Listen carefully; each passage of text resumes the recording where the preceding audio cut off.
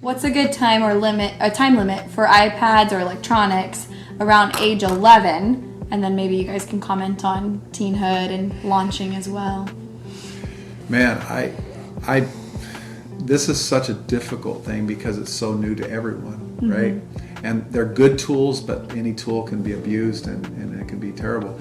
I will say, in fact, we talked about it during a break, another time, Carissa, but I was mentioning that I read recently that the heads of, the CEOs and the brains behind the Google and Yahoo and Twitter and these big technology companies, their children they're having at home, they're sending them to schools where there's no technology, where they're learning to read a book and write and think. And I just think that there's a danger in allowing, when I see kids with just an iPad and they're... Well, that's the babysitter? Yeah, and it's the babysitter. Yes. They're letting them just play with an iPad. That's scary to me. It's like experimenting with a generation. Yes. And I don't have all the studies on it.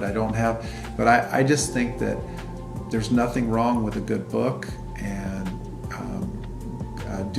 playing outdoors, instead of being in front of a screen. They need to be digging and building and playing with Legos and looking through the telescope at night at the stars and just having a little garden with the family and doing things that are that are not electronic. So to say I can't personally say, well, and only an hour is okay. I just think it ought to be rare. It ought to be the exception rather than the rule for electronics for a child. I just think What about teenhood though? Well, then again, if they've been responsible, they're obviously, they probably have a part-time job and they're doing things, and if they want to spend some free time and play a game, that's fine. I'm just saying, while they're young and impressionable and they're learning, their brain's developing, and it's still developing as a teenager, but they've learned responsibility. Now they're using it as a reward rather than a privilege. This is my right. I mean, it's my right to be able to have this all the time. Okay.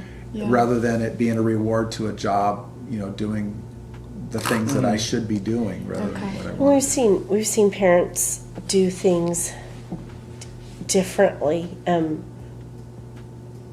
Smartphones came out.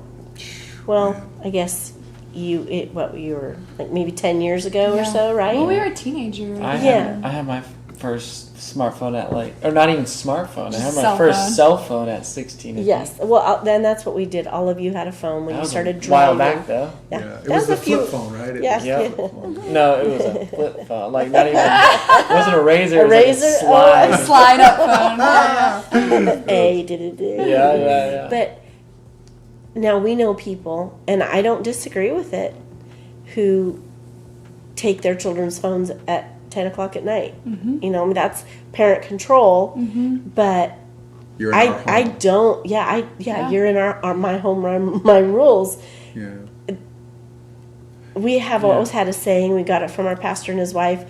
Nothing good happens after midnight. Yeah. So there's no need for a child to have a phone or a teen to have a phone in their room past a certain hour. We're huge advocates of having accountability software on your phone. Absolutely. Now I can see the problem with, taking a phone into your room. Well, I use it for an alarm. Alarm clocks are cheap. Yeah, yes, they are, right. because there's just so much It's evil. It's a bottomless pit of evil. It is. And some kind of a protection software or a accountability software, I think, is imperative. Yeah. You see 7 and 10-year-olds with phones, and they're sitting at a table. They're not conversing with their parents at the table. They're not. I think that.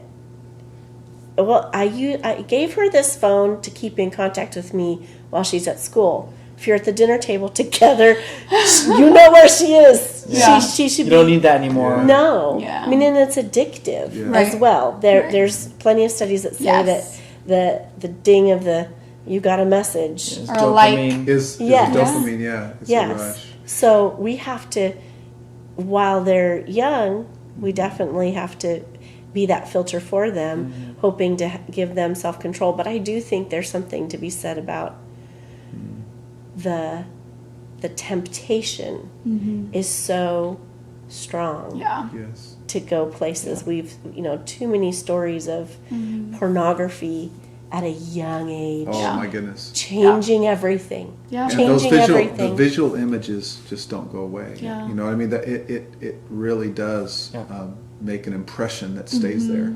So if this is an iPad at 11 years old, maybe there's a couple games on it, but it's not hooked up to the internet. Or Sure. maybe you've got your chores done, you've done your homework, you've read a book for half an hour, you've practiced music, You play outside. you've played outside. You get 20 minutes a day or 10, 15, 20, 30. Whatever, yeah. Whatever it the is, amount of whatever you time. decide, yeah. But just, it's too hard to say exact time. But I like how you said it's not a rule that every day you get this amount of time. Right. It's not a right, the yeah. exception. It's not a Yes. right. Yeah. Yeah. Yeah. You know, it's a tool.